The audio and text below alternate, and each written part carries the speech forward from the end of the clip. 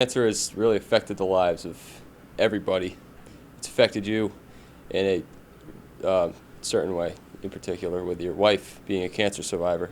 Talk about that ordeal, the whole ordeal from start to finish, the whole experience. I don't know if you have enough time for me to talk about the whole thing, but my wife was diagnosed in April of 1998 with a mammogram, routine mammogram. She was just shy of her 40th birthday. And it was quite a surprise. In fact, from what we understand, the people that were reading the mammogram didn't see it, didn't spot the mass because it was so small that it kind of avoided initial detection. And then for further study, they found this microscopic mass, and our lives changed forever because obviously after they discovered the mass, they had to go in and take a biopsy to find out what exactly it was. And we found out it was a very aggressive form of breast cancer, and we were literally in the fight for her life for the next 6 months. She opted to get into a clinical trial, which included some very aggressive forms of chemotherapy, also radiation, and at the time I was working at Springfield College as the men's basketball coach. And interestingly enough, this happened. We found out about the cancer diagnosis the day before I interviewed for the Western New England athletic director position. So it seemed like an opportune time. I think there was a signal from above that this was the direction that I should be going. I still do have 2 children.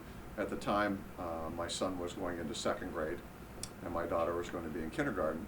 And so it was very, very important for me to be at home because coaching doesn't allow you to control your time. It basically controls you in terms of your time. And my commitment has been and will always be my family is first.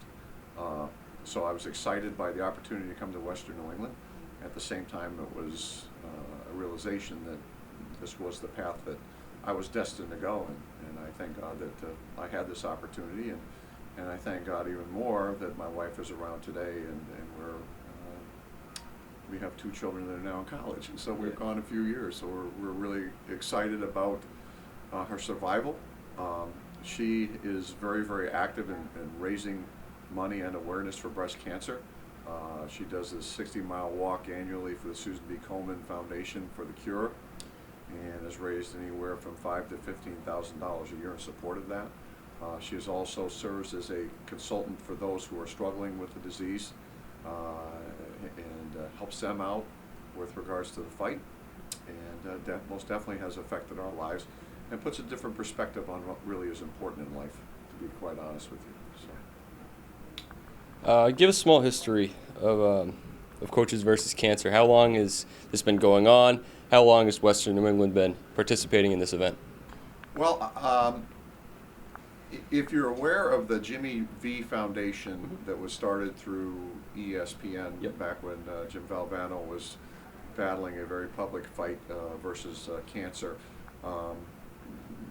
the Jimmy V Foundation really served as a springboard for the NABC, the National Association of Basketball Coaches, to designate a weekend for awareness, cancer awareness. And our situation is my wife's breast cancer, but certainly that's personal to me. But certainly, it was, the Coaches versus Cancer is cancer of all ilks and kinds.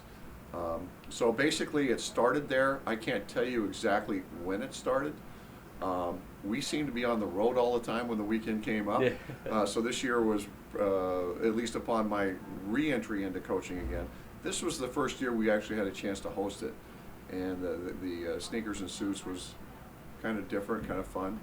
And obviously we're very, very proud of the fact that we were able to raise $550 on site that day in support of the cause.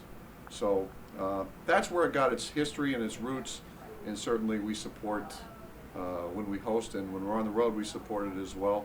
And we're very, very proud of what we were able to achieve. The women's team, I believe it was both women's teams, Nichols and Western New England, participated in the event on Saturday, even though the women's side, women's coaches basketball, Basketball Coaches Association doesn't participate in it. What do you think about that gesture by the women's side, still recognizing that? Well, what we do here, we do as a family, and it's not like this is the men's only and the women.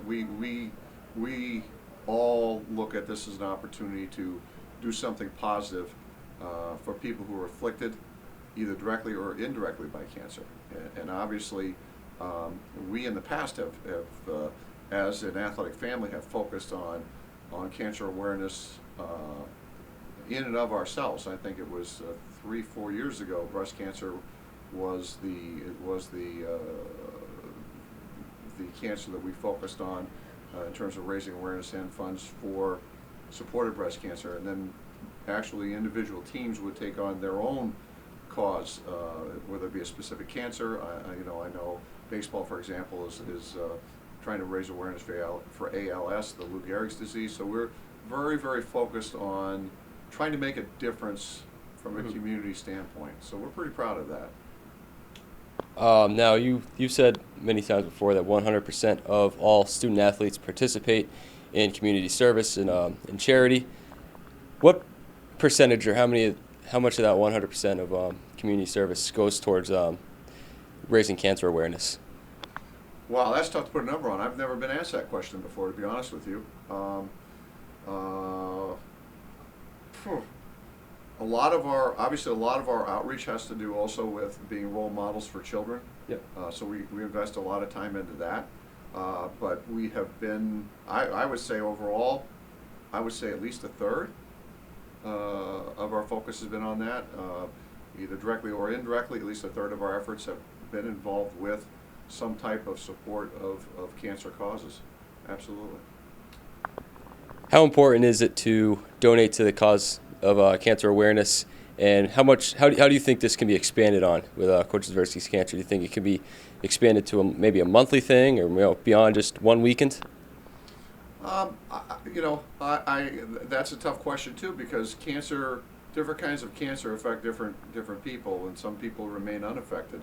I know it's made a difference in our lives. Yeah. I know that cancer research in terms of breast cancer treatment and survival rates has increased immensely. Even what was cutting edge treatment for my wife now is exponentially expanded. I mean, it's in another universe right now.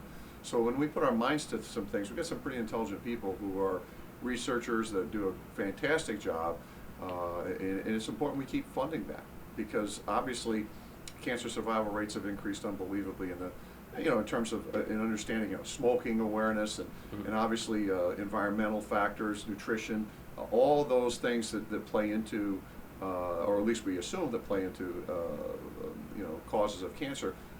We're becoming much more intelligent about and making better decisions on how we live our life. So I think that any nickel, dime, penny, whatever raised goes towards that, and I think we've all benefited, at least in some way, from what we're trying to do.